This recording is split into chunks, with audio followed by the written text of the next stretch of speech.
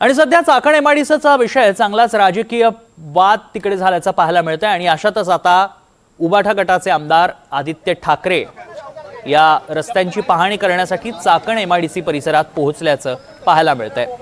चाकण एमआयडीसीतील बरेचसे उद्योग हे आता स्थलांतरित झालेत असा आरोप विरोधकांकडून करण्यात आला। शरद पवारांनी या संदर्भात ट्विट केलं होतं, त्यावरती मुख्यमंत्री देवेंद्र फडणवीसांनी उत्तरही दिलं। त्यातील बऱ्याचशा कंपन्या या डिस्फंक्शनल आहेत हे देखील सांगण्यात आलं होतं आणि त्यानंतर आता या संपूर्ण प्रकरणाला एक राजकीय वळण लागताना पाहायला मिळतंय आणि आदित्य ठाकरे चाकण एमआयडीसी परिसरात पाहणी करताना पाहायला मिळतात।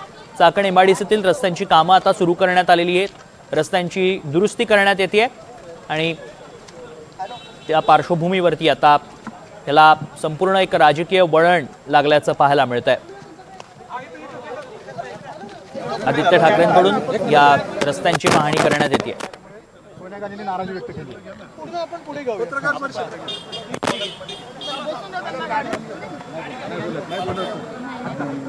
राजकीय नाही,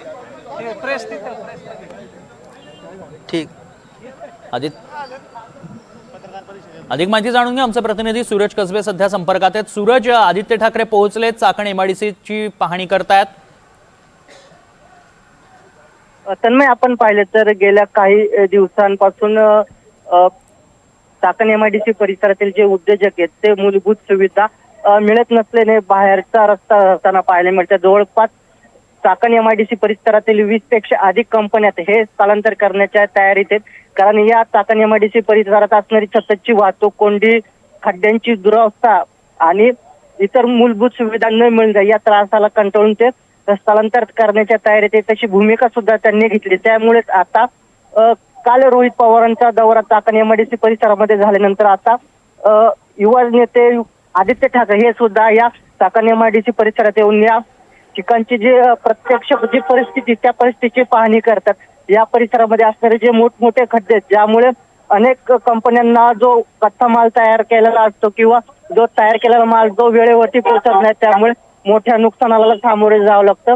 प्रत्यक्ष काय परिस्थिती, या परिस्थितीची पाहणी करताना आता आदित्य ठाकरे घेताना दिसतात। थोड्याच वेळा त्यांची पत्रकार परिषद सुद्धा होणार आहे, मात्र या पत्रकार परिषदेच्या दरम्यान ते उद्योग मंत्री उदय सामंत यांच्या बाबत काय खरंय सूरज, आणि वेळोवेळी तुमच्याकडनं या संदर्भातले अपडेट्सही जाणून घेत राहू। आदित्य ठाकरे एमआयडीसीचा दौरा करतायत। धन्यवाद सूरज।